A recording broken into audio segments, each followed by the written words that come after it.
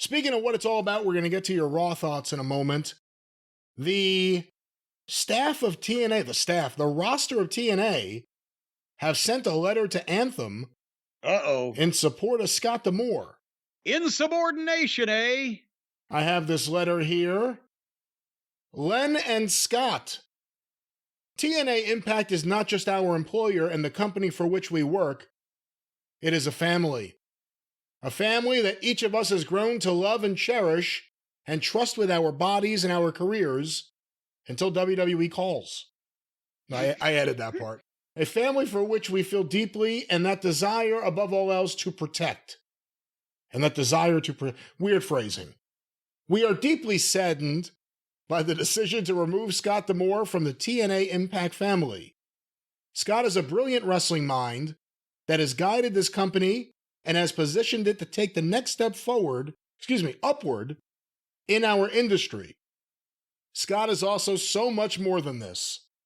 He's a trusted friend, a confidant, a teacher, an advisor, a brother, and a mentor who happens to have a gun pointed at me as I write this. To so many within the TNA Impact family, Scott has been the heart of the TNA Impact family for over 2 decades and through losses of millions of dollars. He just recently helped a crippled squirrel across the road, narrowly avoiding a collision with an 18-wheeler. Len, and that's Lenny Asper from the Asper family, owns Anthem. Len and Anthem have been instrumental. I wonder if he always had an aspiration to be an executive. Len and Anthem have been instrumental in supporting and building this company back from the ground up. The contributions of Len and Anthem have never gone unnoticed by anyone in this company, and we want to make sure that Len knows this.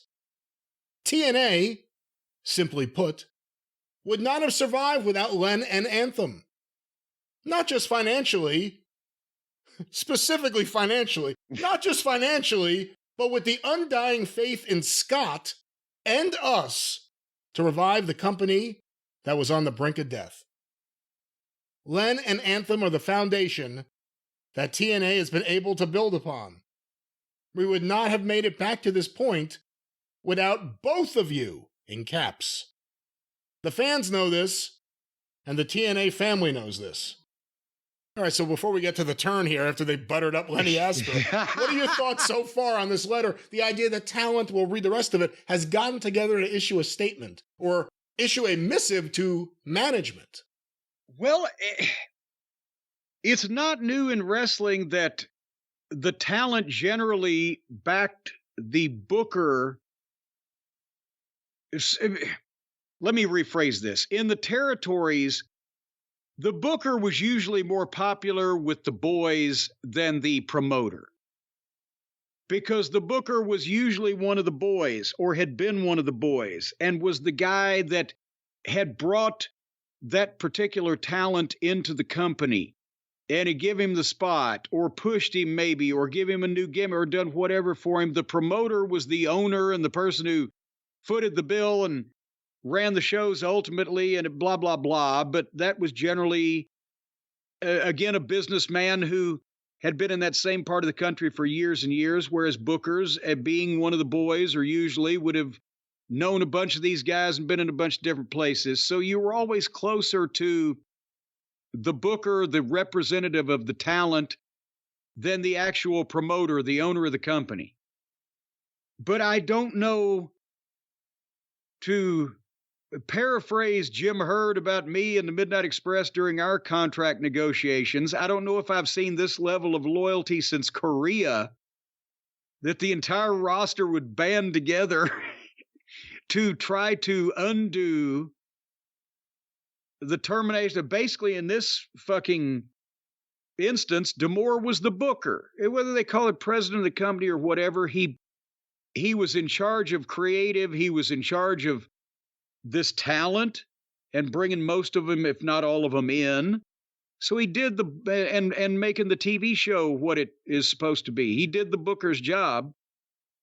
And it's not often that talent will go out on a limb to disagree publicly with the decision of the promoter to change bookers, even though, as we'll talk about here in a few minutes when you finish with this, there's more to this than I'm getting or understanding, but go ahead. We come to you to voice our concern for TNA Impact, our family, and its future and direction. We, like you, wish to safeguard what we have all worked and sweat and bled for to build.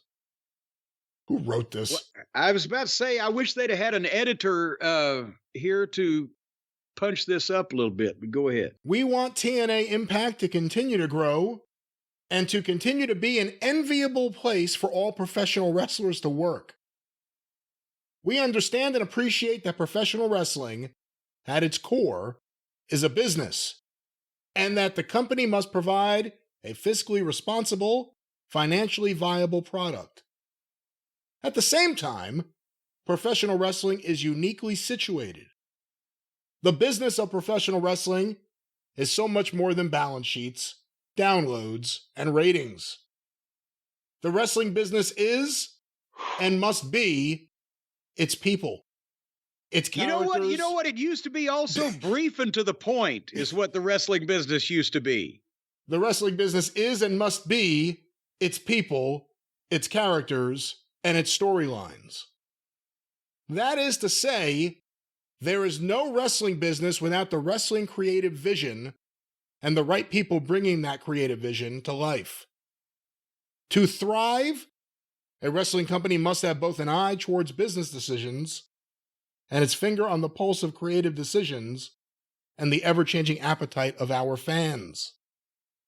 It is in light of this concern, and I swear to God, if this letter had come from the talent to any wrestling office I've ever worked for in my life, it wouldn't have got read this far.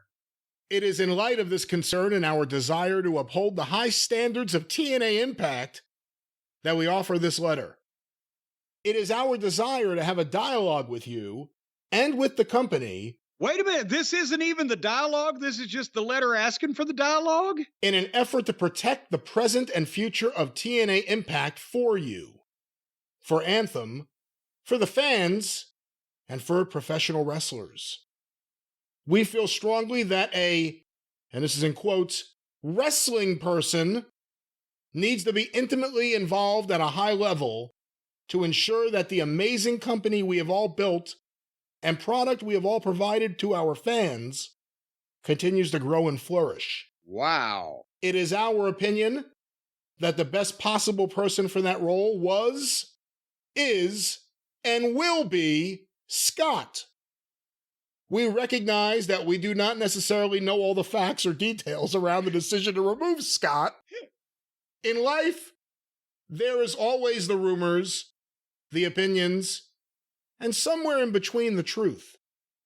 We rarely get to know which is which.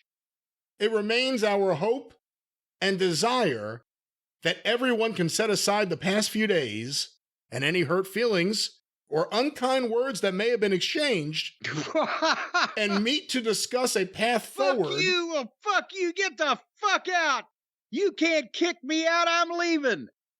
And meet to discuss a path forward that preserves the TNA Impact family we all hold so dearly.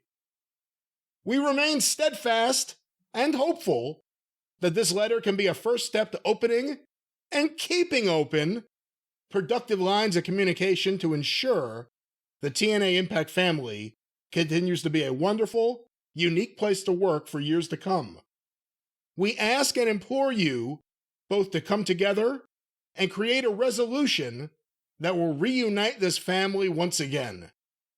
We look forward to hearing from you and continuing this dialogue. Signed, your TNA family. Good Lord. Well, I think there need to be some DNA tests done. What a bunch of dummies. They should fire every single one of them. We know this is your company, you're trying to make a business, and we know that we haven't really been lighting anything on fire ever, and that the Carters lost millions of fucking dollars on this project, and you were stupid enough to buy into this thing just because you needed programming, and you funded all of this crap, even though it's not making any fucking money, any real money. We know all that. However, do what we want and hire the person who has not brought you to that level that you need to get to. What is this? But now, having said that, What is this? let me, first of all, I guess it's a younger generation that thinks that, they can do things like this, and that the boss of a big company won't say, who are these fucking people? Right? Get these fucking people out of here. But also it indicates, Who isn't replaceable in TNA?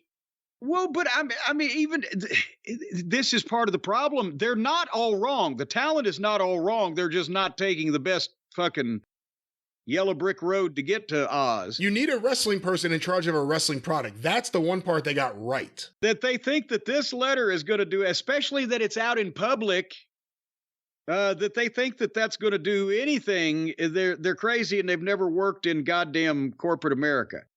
But having said that, it's obvious that they think, and probably rightfully so, that Anthem putting whoever this fucking guy is that nobody has ever heard of in the wrestling business in charge of their wrestling company, it's going to be a Jim Herd, it's going to be a Kip Fry.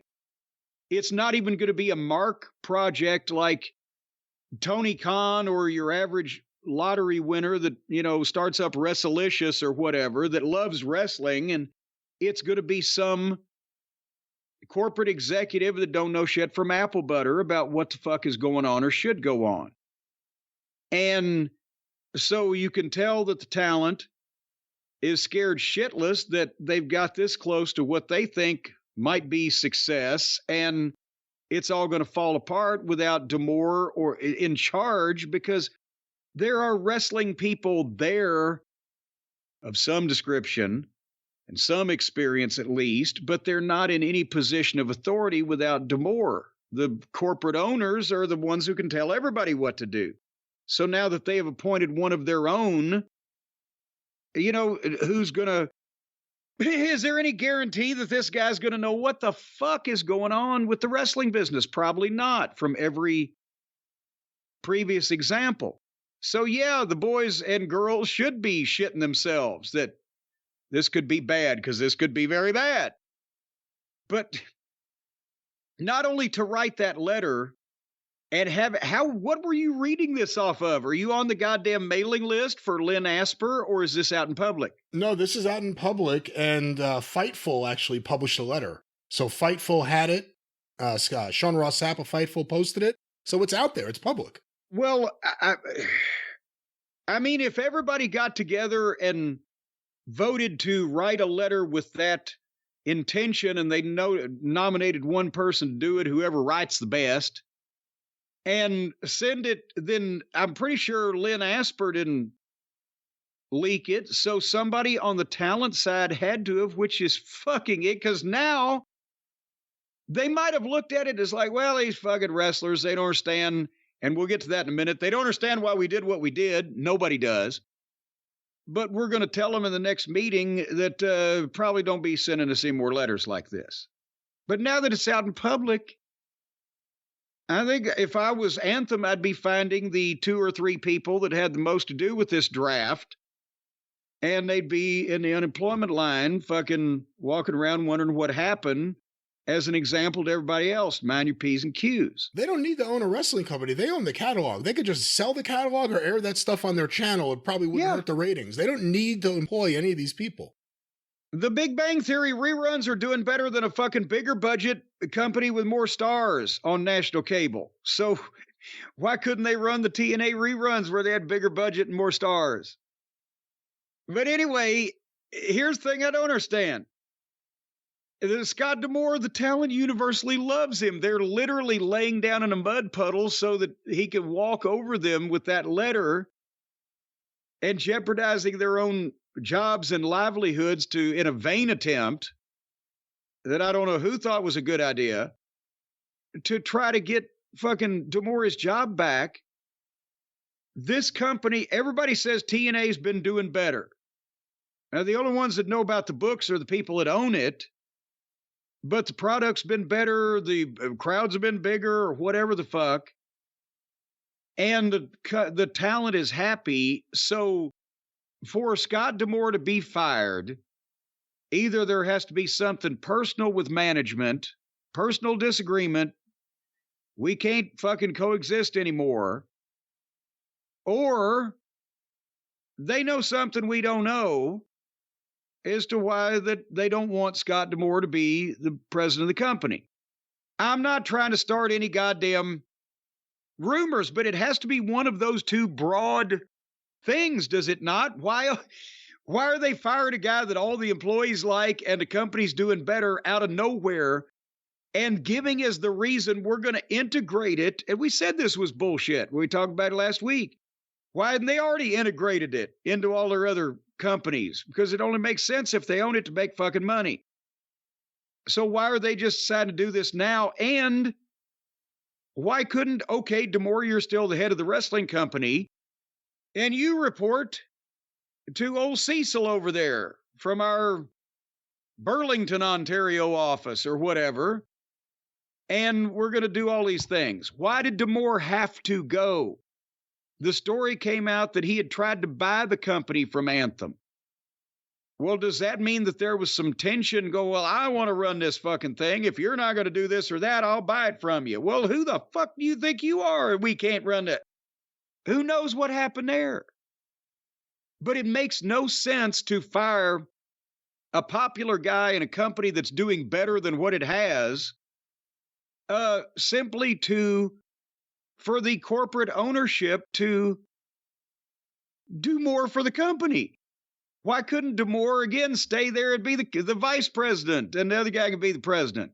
He probably wouldn't like that and wouldn't want to stay, but I don't know that seems like that's something you would have heard might have been offered. Well, we wanted Scott to stay, but no, it's just, he's done. And then they tell the talent he stepped down after they announced in public they fired him. And what if they put a wrestling person, whoever that may be, in charge right now? Does that calm all this down, or is it literally the talent of a company that doesn't make a lot of money saying we will only work for this one person? This particular wrestling, I wonder what if Anthem said, well, we call Cornette. I wonder if they would be writing any more letters. They'd be scared to.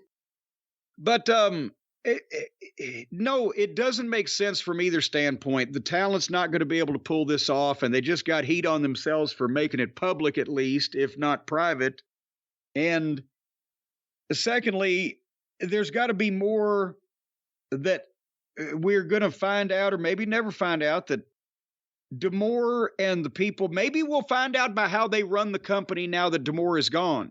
Yeah, he's free to say something. Let Scott D'Amore come out and say, look, there's a lot of rumors. Here's what happened. Here's why we couldn't work together. Here's why they asked me to leave. Well, but if in 3 months we find out that Anthem has turned this whole thing into a game show taking place on a fucking bridge over a goddamn river, maybe that's the reason why they couldn't work together. But I don't understand why. Well, we want to do more for this company that's doing well, so we're going to get rid of the guy that was running it completely. He cannot stay in any capacity. And then we're going to fucking put somebody that hadn't had anything to do with it in charge of it. There's some things that need to be fucking sorted out there. Yeah, Steinbrenner-esque. Doesn't make too much sense. And again, this was not like a power play from somebody else in the wrestling business. I ought to be running the thing, because they didn't announce, well, your new fucking booker is goddamn, delirious. By the way, there's another name. Doesn't he work there? Yes, but there's another name that of many people that I can think of, but one shining example that could actually book a national televised wrestling promotion, and he's working as a producer for Impact because Tony Khan don't want nobody to write his TV but him. But, there's talent, but it wasn't a wrestling person that replaced D'Amore. It was just the executive guy that was already there. So it sounds like Anthem needed Scott D'Amore gone for whatever fucking reason. You want to get some buzz? I know who should replace him. Ace Steel. There you go. There's a wrestling guy. Doesn't he work there, or am I wrong? He was going to work there when he went back to AEW because they made up with Punk. Oh, that's right. That's right. Yeah. And then I don't know what has happened since then, but it wouldn't surprise me if he hadn't popped in or whatever because they wanted him before. But the point, again, no wrestling person replaced D'Amore either in his administrative position or on creative team. They just said, no, Scott D'Amore has to go. We love the company, want to do more for it. Getting rid of this guy. That they had been arguing in the office or something. You know, I don't know what else to say. If you're in charge, do you want to know who's been talking to Scott D'Amore about him possibly owning the company? Like, has he already been having conversations with people? Look, I'm going to offer to buy the company. I want you to come work for me.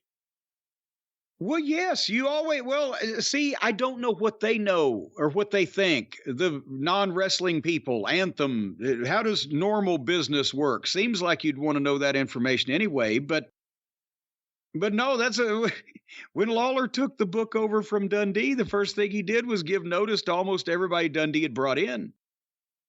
Because he wanted the guys on the fucking card to be loyal to him for their jobs, not the other guy that might have used them better. Because they might spread that word around. That's wrestling. Well, we will see if it is still no more D'Amore or D'Amore no more, or if there'll be more D'Amore at some point. No more D'Amore or more D'Amore? That is the question. Maybe a class in how to write a letter may help some of those people. But Jim, let's move on to bigger and better things.